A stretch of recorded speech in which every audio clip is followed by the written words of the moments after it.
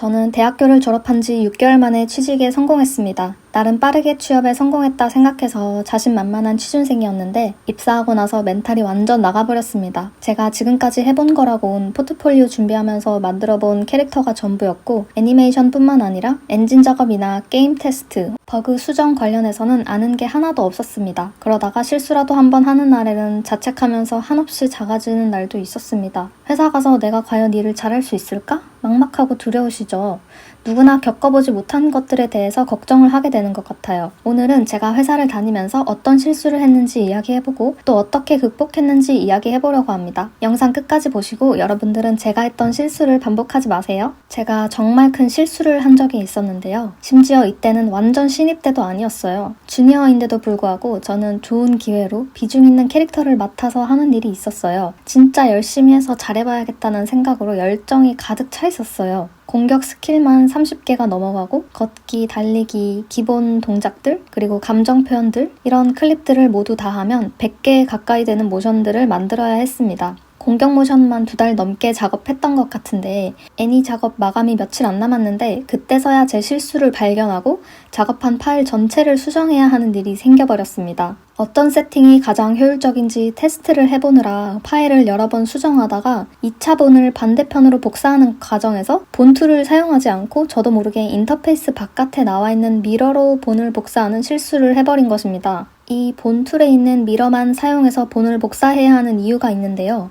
바깥 인터페이스에 나와 있는 미러로 복사를 하게 되면 축 방향만 반대로 만들어주는 게 아니라 스케일까지 100%에서 마이너스 100%로 만들어버리는 것입니다. 스케일이 마이너스 100%면 엔진에 올렸을 때 당연히 메쉬가 안 나오겠죠. 작업을 거의 다 한 상태에서 엔진에 메쉬를 올렸는데 특정 부분만 메쉬가 안 나오는 거예요. 그래서 이유를 찾다 보니까 그때서야 본에 마이너스 100%로 스케일이 들어가 있다는 것을 발견한 거죠. 지금 생각하면 진짜 바보 같은 실수인데 그 전까지는 이 실수를 단 한 번도 해본 적이 없어서 이걸 쓰면 안 되는지 조차를 몰랐습니다. 그러면 본툴로 스케일만 리셋해서 다시 100%로 만들어주면 되는 것 아니냐 생각하는 분들도 있을 것 같은데요. 그렇게 쉽고 빠르게 되는 거였다면 얼마나 좋았을까요? 스케일 리셋을 시키면 본의 축 방향이 달라져서 제가 작업한 애니메이션을 그대로 쓰지도 못하는 상황이 돼버린 거죠. 그래서 마이너스 100% 스케일이 들어간 본하고 동일한 위치에 새로운 본을 만들어서 세팅 파일을 수정해줬습니다. 축 방향이 달라졌기 때문에 애니를 그대로 옮기지도 못하는 상황이었습니다. 그래서 일일이 키를 찍어서 새로 만든 본으로 모든 클립의 애니메이션을 옮겨줬습니다.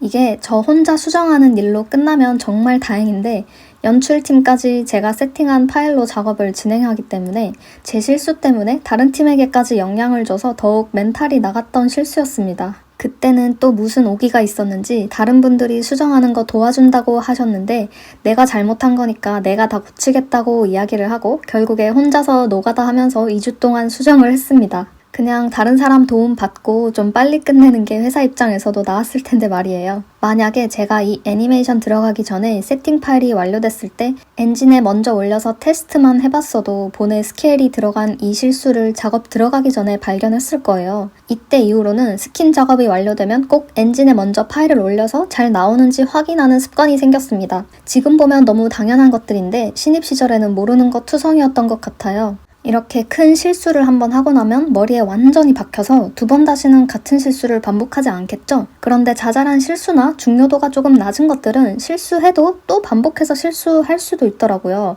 그래서 저는 같은 실수를 반복하지 않으려고 저만의 참고 노트를 만들었습니다. 구글 독스로 문서를 작성해두고 필요할 때마다 열어봤는데요. 내가 실수를 할 때마다 어떻게 해야 하는 건지 적어두고 일하다가 몰랐던 새로운 내용을 알게 되면 까먹기 전에 바로바로 메모해두는 습관을 만들었습니다. 여러 가지 일을 몇 년 동안 하다 보면 해결했던 문제들도 시간이 지나면서 까먹게 됩니다. 그래서 예전에 했던 건데 어떻게 하더라 고민하면서 시간을 낭비하고 있을 때가 있더라고요. 그래서 문제가 생겼을 때 해결 방법에 관한 내용을 미리미리 정리해두는 걸 추천드립니다. 혹시나 같은 문제가 생겼을 때 기억이 안 나더라도 문서만 바로 열어보면 금방 해결할 수 있으니까 작업 효율이 엄청 올라갑니다. 다른 사람이 혹시 나와 같은 문제를 겪고 있을 때 내가 해결책을 빠르게 제시해줄 수도 있으니까 큰 도움이 될 거예요. 그리고 진행해야 하는 업무들을 누락시키지 않는 것도 매우 중요합니다. 애니메이터가 애니메이션 말고 엔진 작업, 테스트 업무 등등 해야 할 것들이 있는데 생각보다 할 게 많아서 경력자들도 하나씩 빼먹는 경우가 있어요. 업무 관련된 내용이 정리가 되어 있지 않으니까 해야 하는 일을 저도 자꾸 빠뜨리더라고요. 그래서 제가 직접 업무 프로세스를 체크리스트로 만들어서 팀원들과 공유하기도 했었습니다. 새로운 작업이 추가되거나 빠지는 일이 있으면 이 작업 체크리스트만 정리해주면 됩니다. 애니메이션 팀에 새로운 사람이 와도 누가 설명을 처음부터 끝까지 해주지 않아도 문서만 보면 누락 없이 작업을 진행할 수 있게 되니까 좀 더 효율적으로 일을 할 수 있겠죠. 문서를 작성할 때 약간의 꿀팁이 있는데요. 작성하다 보면 갈수록 내용이 많아져서 내가 원하는 걸 점점 찾는데 오래 걸리게 됩니다. 그래서 이렇게 어떤 내용을 작성하고 해당 내용의 제목을 설정해두고 이렇게 개요에서 제목들을 확인해서 클릭하면 해당 내용으로 페이지가 넘어가면서 내용을 좀 더 빠르게 찾아볼 수 있습니다. 여러분, 실수하셔도 괜찮습니다. 원래 사람은 실수하면서 배우고 성장해 나가는 거예요. 더군다나 회사에서는 처음 해보는 일이니까 실수하는 건 당연한 거라고 생각합니다. 저는 실수를 한 다음에 어떻게 행동하는지가 더 중요하다고 생각합니다. 제가 오늘 말씀드린 내용을 일할 때 꼭 실천해보시고 점점 실수를 줄여나가다 보면 어느새 쑥쑥 성장해 있는 애니메이터가 될 거예요. 저도 9년째 애니메이터로 일하면서 수많은 실수를 해왔습니다. 실수할 때마다 조금씩 작성해놓은 저만의 참고 노트를 여러분들께 공유드려야겠다는 생각이 들어서 최근에 이 문서를 짬날 때마다 조금씩 더 정리했거든요.